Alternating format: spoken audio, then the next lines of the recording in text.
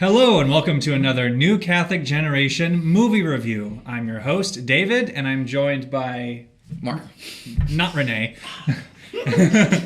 Well, he's our special guest. That is his official title. And Ned from Parables of the Film Industry. And Joe, the Catholic apologist, who is so enthused about Ned's fashion. Spooky, scary skeletons. It's September. Exactly. It's September, which means it's basically Halloween, okay? And we're going to have that song stuck in our head for the rest of the year. Halloween is not a liturgical season. For me it is. Today we are reviewing the film because of Grácia. It was recommended to us originally when we did our interview with Ben Davies back about the film I'm Not Ashamed. We asked him if he had any projects coming up, and he said, Because of Grácia comes out later this summer, and also has Macy McLean and Emma Roberts, who plays Celine in the movie. They're also in it. It'll come out later this year. Cool. Wow. Oh, actually, the lead is Moriah Peters, who's For King Country's wife, like the lead of that. She's the lead of it. She did a great job. That comes out later. So what'd you guys think? I liked it. I thought it was an enjoyable movie, although it was a little bit flawed. But overall, I would recommend it. Burnt to the ground. Bye. No. Sit down. It's basically a better version of God's Not Dead and God's Not Dead 2. That's what it is. We're starting with that comparison. Yes. There's a lot of comparisons to be made between There's these a lot of films. overlap between the two. There are. I mean, okay, so I don't hate the movie. I certainly don't hate it. There are definitely a lot of glaring flaws in it. Most of them technical. A lot of them were technical, which we'll get into later. But overall, I thought it was okay. The messages were very good. It was harmless. That's why I basically think about it. I love how you're like, it was harmless. It was harmless. Well, I was definitely looking forward to watching this movie, especially because at home, before I came to college, I was very involved in the pro-life movement at home, praying in front of abortion clinics and giving some talks to different youth groups. So I was very much looking forward to seeing this film. And similarly, I think to Marc, I liked it. It had some problems with it, but I did like it.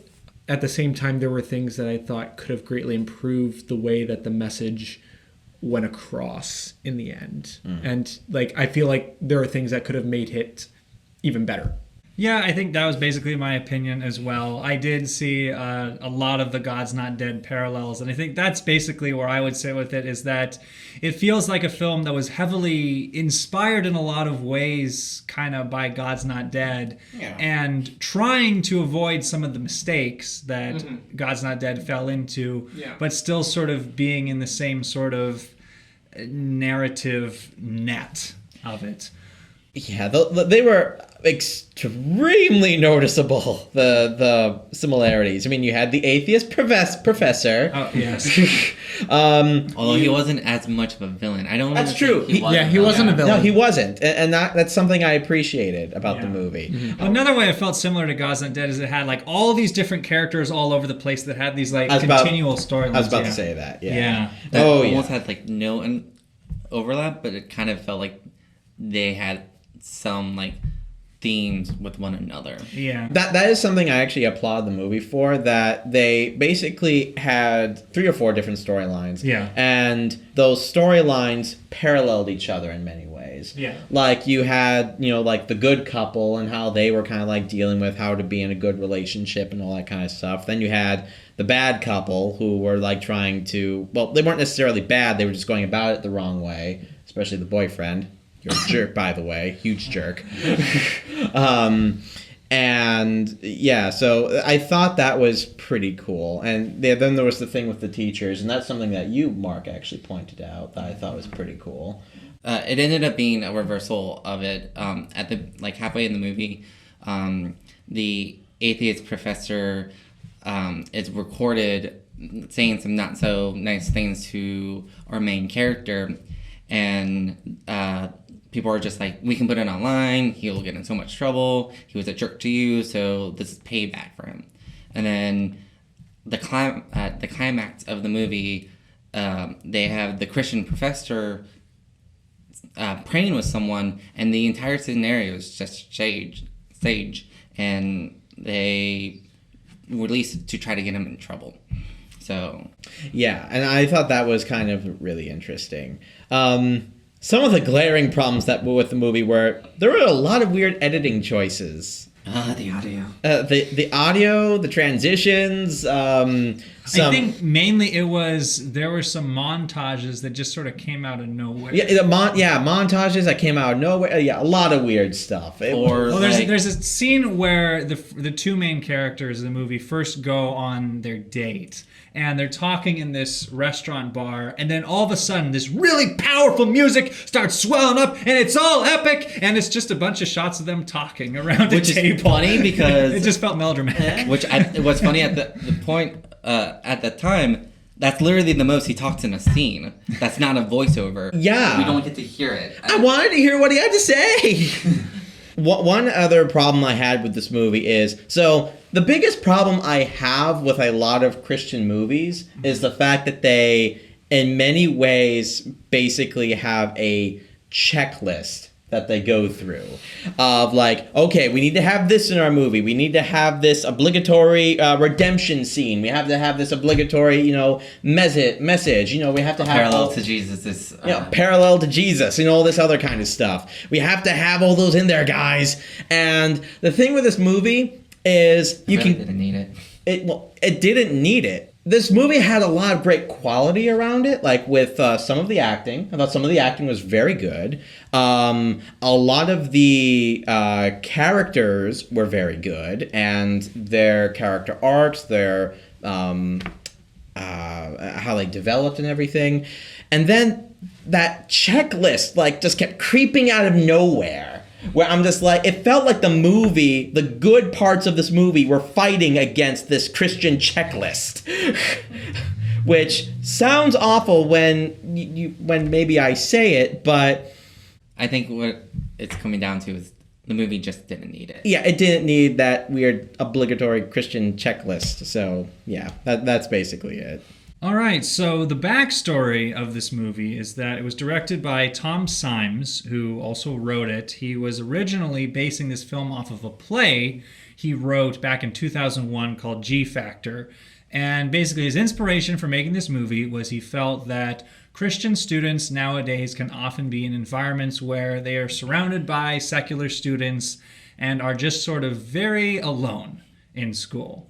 And are perhaps afraid to even speak out or talk about any of the values that they hold.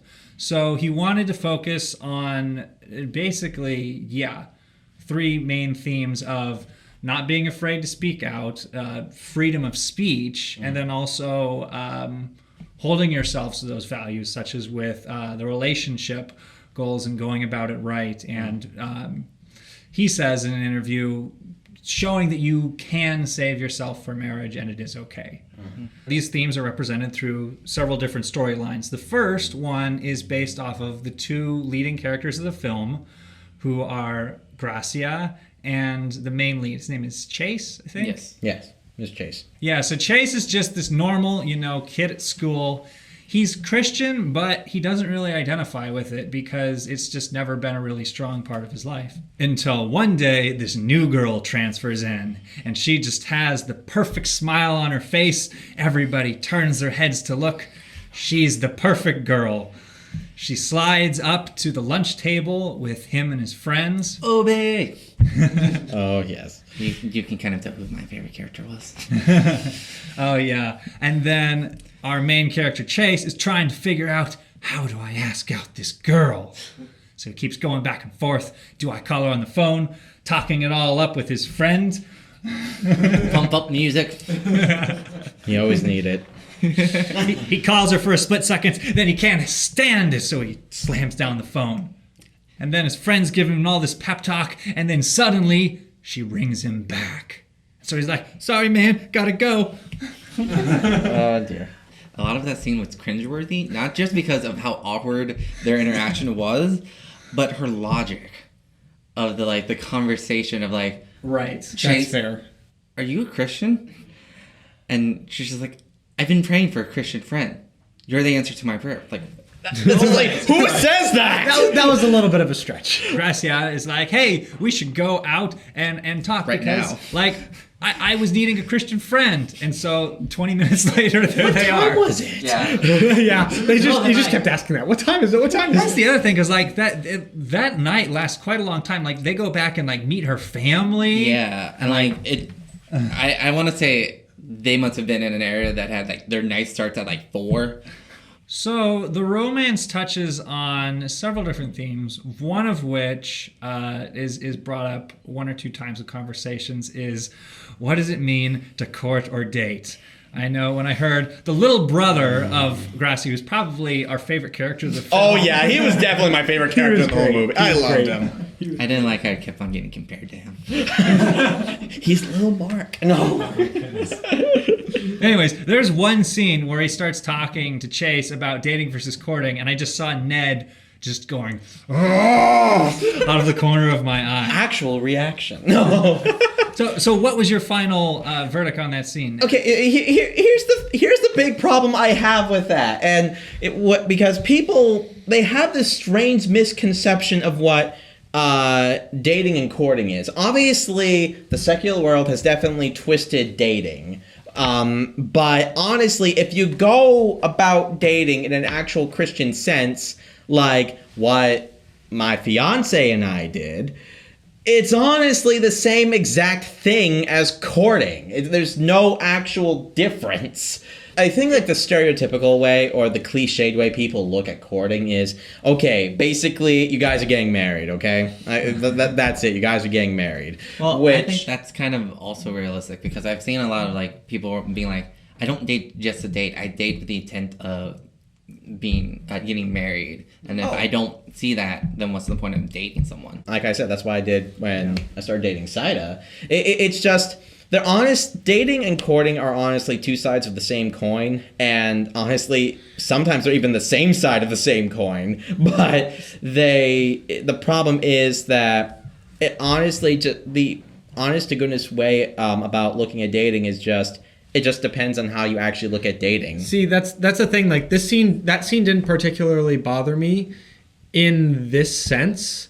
That really what it depends on is how you're defining your terms. Because in the sense that they were defining dating, it was just like, well, I mean, if you're just kind of like dating somebody just to like lead them on, and you're like, I'm not really interested, but just for fun. Well, then like that's not right, you know. Yeah, and that seems to be how they were defining dating, Which was and to Ned and Ned's trying to say like, well, when I think of dating, like the terms are more along what they were saying, like this part of courtship or whatever is just, so like really like it just kind of depends on how you define your terms. It does. Which So- I think they purposely wanted to show in the movie because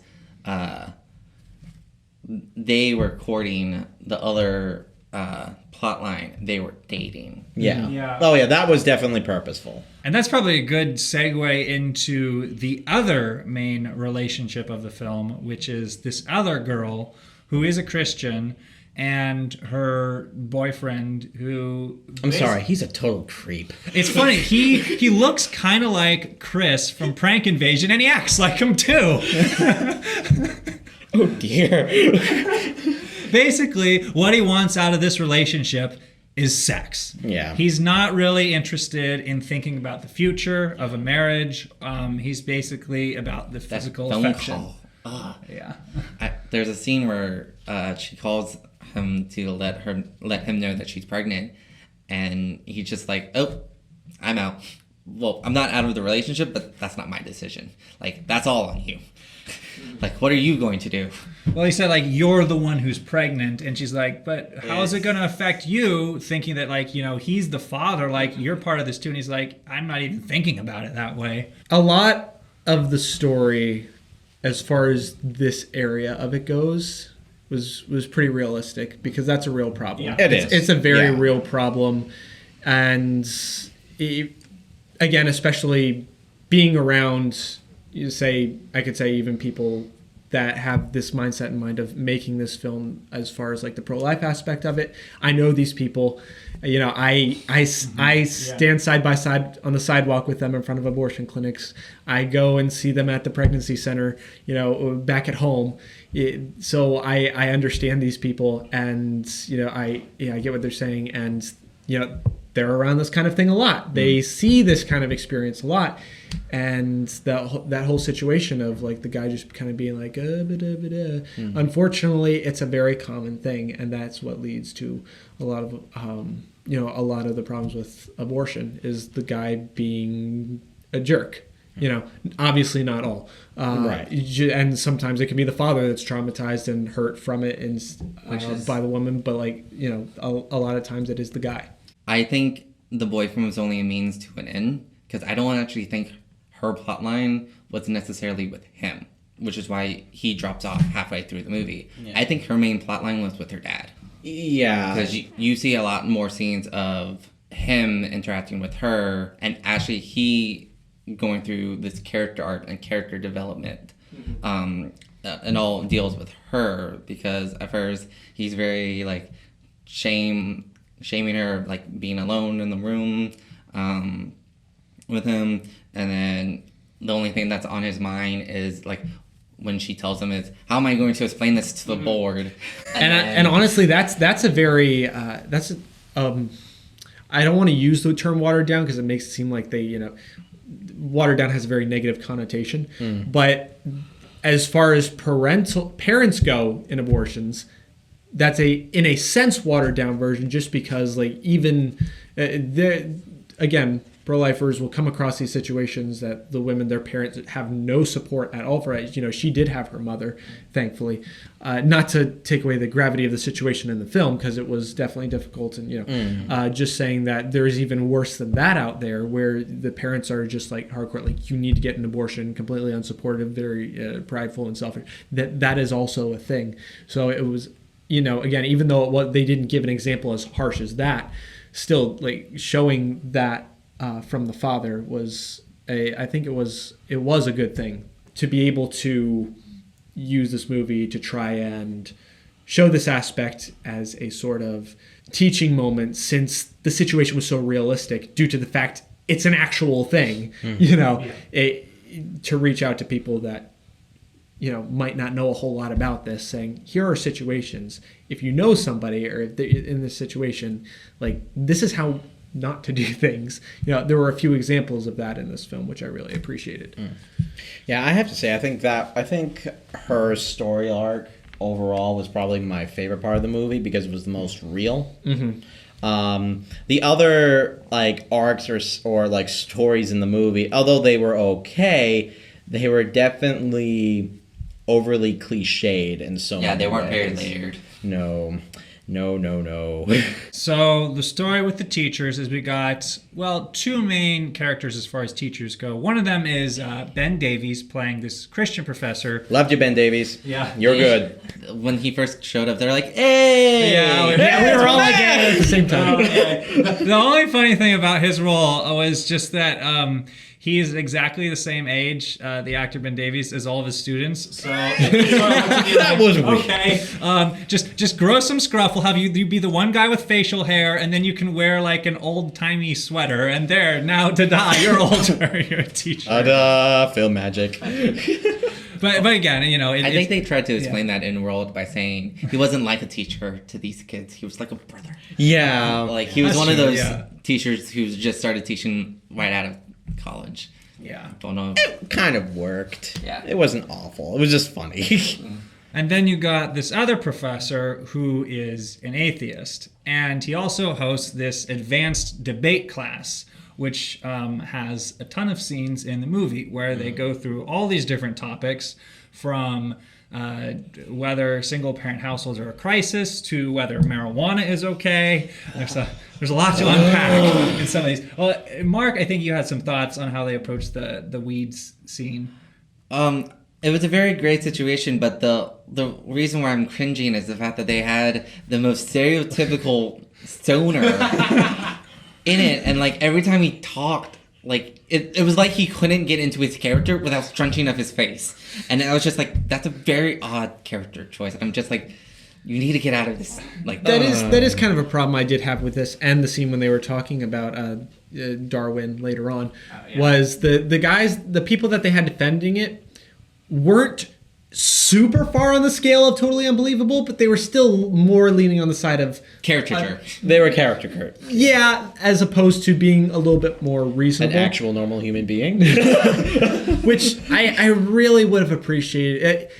It would be similar to if an atheist took a film to try to talk about maybe the same thing and had this super shy, like stereotypical homeschooler who kind of like knew nothing of the world and then like didn't even know anything about what the opponent was talking about, just talking up there like this stuff. And the reason why this is wrong is because it's against my faith. You know, there are films actually like that. Right. And then the atheist being the reasonable one, and we'd be like, well, come on, that's not a good representation of us. And, you know, that would be true. We wouldn't like that for good reason. Yeah. So, but like for the same reason, I would say that somebody who was opposed at that point they wouldn't like, especially these scenes, because that was not a good way to represent. It could have been worse, but that's when the bad part of God's Not Dead starts to shine through. Yeah, although, I was going to say, with that being said, the debate scenes were actually my favorite scenes in the entire movie. Some of them are good. There were definitely some debate scenes that were actually good where I thought, with the exception of one scene, the people on the opposing side were not jerks about the way they were arguing. Right, that was actually It was a very realistic scene where they were just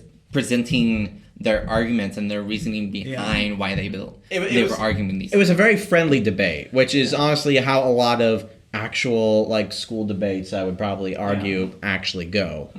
Yeah, the scene that felt the most like God's Not Dead, at least in isolation, was when Grácia, who's been in this class, brings up Darwin versus creationism in a passing comment, and the teacher's like, all right, guys, that sounds like a great debate topic. Let's have you go for it.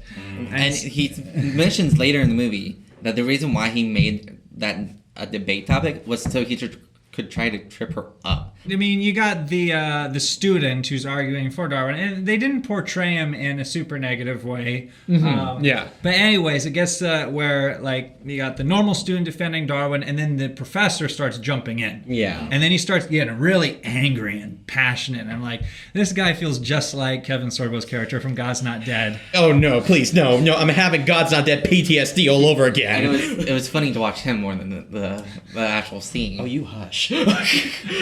And then it ends, of course, with like the class cheering and jumping up and going, yeah, Grácia! And it's like, you humiliated the professor, yeah, opponent! Which I think it was actually made more sense about her character because she wasn't trying to do that. She was just trying to defend her point. Yeah. And then it became into the theme that I actually liked, one of the themes that I actually liked the most of, well, why is it that you guys are able to have these pictures up there, but I mentioned that I'm a Christian and suddenly I'm a target. That's true. Where another scene is when the atheist professor and the Christian professor, who are good friends, are talking, and the atheist professor says, you know, I realized that Grácia pointed out that all my posters of people are atheists and secular. And if you were to hang up like all these posters of Christians, that'd probably like raise a couple eyebrows. Mm-hmm. Yeah, or they would have him take him down, which I did, once again, that was something I really appreciated from this movie compared to God's Not Dead, where the atheist professor actually felt more like a human being. Yeah, an actual bloody human being. Well, yes, that's the thing. Well, I joked when we were watching it. I was like, all right, where's the scene going to come up where he says, like, when he was 8 years old, some creationist, like, beat him up or something. Luckily, that never happened. Thank God.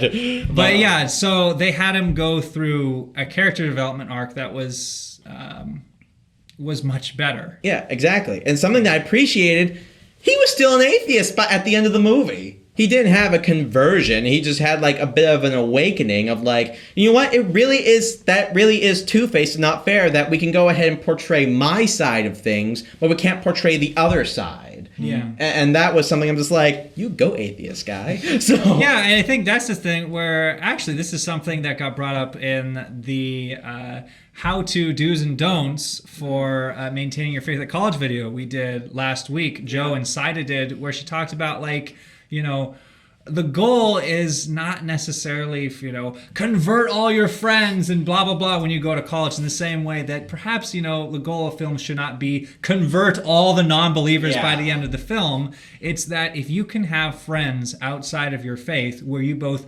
mutually respect one another and can have dialogue, that is a huge step forward from where we are now. Yeah, that's the thing. Like in a film, you're never to be able to get somebody to go from one end of the spectrum to the other end is like impossible. My God's not But dead. to be able to have one key message to make them think just a little bit more, and maybe come a little bit closer to the truth, just a little bit like, I never thought of that. That's kind of like what the scene that we're talking about can be successful in doing, is make you think. Which is why I actually like this theme more. And then when you mentioned that it was supposed to be a pro-life movie, I was just like, oh yeah, that was a theme in there. Yeah. I guess. And then I think also one of the scenes that culminates Chase and Gracia's relationship is that Chase has said, it begins with, I'm a Christian, but I never even think about it because no one ever asked me about it. And it ends with him being inspired to give this big giant slam poem about his Christian faith in front of the class. And I don't know how the Christian slam poem would come across in every single sort of audience, but I did like some of the analogies he made. I really like the one about the piano that looks very nice on the outside, but it has the broken strings on the inside. Of course, you like the piano one. It's all too real. I don't understand why. I agree. That was a pretty good scene. But it's also it's true in that oftentimes people can externally look like they're doing okay, but still have a lot of things going wrong inside. Even Grácia, who is portrayed as like the perfect Christian who always has something to say, but then we give her We do get her backstory. backstory. That's also something I very much appreciated, and that is a problem a lot of times where Obi and Chase were they were sitting there by this little bonfire with Grace, and Obi was saying, hey, use Chase. Sorry, no offense, Chase, but God doesn't use people like us. He uses people like you. Which was actually one of my favorite lines. Yeah. Because it's so relatable. Well, yeah, like exactly. Like so many times we can see somebody and be like, dang, they are holy. And like, I wish I had that. But, so many times it's just like everybody comes from some place. And in the end, it's the grace of God that gets us at a different place. So the great grace of God. I'm sorry. It's the grace of God that gets us there. So we should never look at somebody and be like, they have that, but I could never be that. It's just like, no, it's the grace of God that gets us there in the first place. Thus, for Catholics, what we call sainthood is for everybody. For an act to be moral, the intention does have to be good. The action also has to be good. So when I'm looking at when I watch this film, I see the intention that you just mentioned, about what they wanted to do in this film. And that's great. That's great. But again, I know these people, and they have great intentions. But as well, since I've been out and prayed in front of those abortion clinics, I've seen how sometimes some of them have acted in front, and some of this gave me a little bit of reminders of that in certain places. This movie at times did definitely seem a little bit too preachy, at least to me, and from what I'm used to. Absolutely. It seemed a little. They were always trying to get that moment in the film where you just like, oh. But they were doing it so many times that it felt like they didn't have time to build up to that moment. Things that a lot of things that would be realistic, and especially I felt particularly like with the whole debate story plot. A lot of it for the point of the pro-life message was not really necessary and could turn some people off from wanting to see that pro-life side of the message. Just from, I just feel that way from the things that I've experienced at home. And they didn't give a lot of portrayal of abortion in this, so that wasn't really the issue. But I can see how a lot of people might be turned off by this, and especially like when you're on the front lines in the abortion industry, a key thing you always have to remember is especially if you preach too much to somebody who's suffering and who's considering having an abortion, that may be the last thing they need. Because of everything that they are going through. So like the actual abortion situation, the plot that they were going through, they never seem to be preaching that like to the actual character. But a lot of other times through other things, there was a lot of that preachiness to the point where I worry that somebody who's, maybe thinking about having an abortion or is just like, in a similar-ish situation, will hear that preachiness, and even though it's not specifically on the abortion issue, since it's supposed to be a pro-life film in general, it's still going to get that little bit of patronizing sense, and it's not going to help. That is my main worry and main concern with this film. So overall, I did like it because there were a lot of great things in it, and a lot of things portrayed well, but it also left me like, come on. Well, it's kind of like what I mentioned before, like the fact that, although there are a lot of really good qualities about this movie, which made me feel like I was watching more of a legit movie that was made by Christians than just it was a Christian movie, was that sneaky little checklist kept coming right. Back in our faces. And particularly with a pro-life film, again, a lot of times that checklist, a lot of things might not be needed, and really it not only might not be needed, but might be better left out. At least if you wanted to do a specific movie, like I'm not saying don't talk about things that are good and true. I'm saying that know your audience, know the specific topic you're dealing with, know the sensitivity of it, and know when it's appropriate to bring certain things in. I mean, it's a tough game to make something that will appeal to both the Christian and non-Christian audience, but I have hope that one day we will keep going there. Yeah, as the media industry. Yeah. One day we will find that Christian movie that I like, and one day we'll find that Christian movie that Joe loves. Oh, that'll never happen. Oh, ye of little faith. A movie that both you and him like. You know what? I actually might have one for you. It? Yeah. No, it's not it. We'll talk about that later. Okay, sounds good. Anyways, thank you for watching, and we hope we'll see you back here again for our next review. Bye, guys. See ya. Spooky, scary skeletons and shivers down your spine.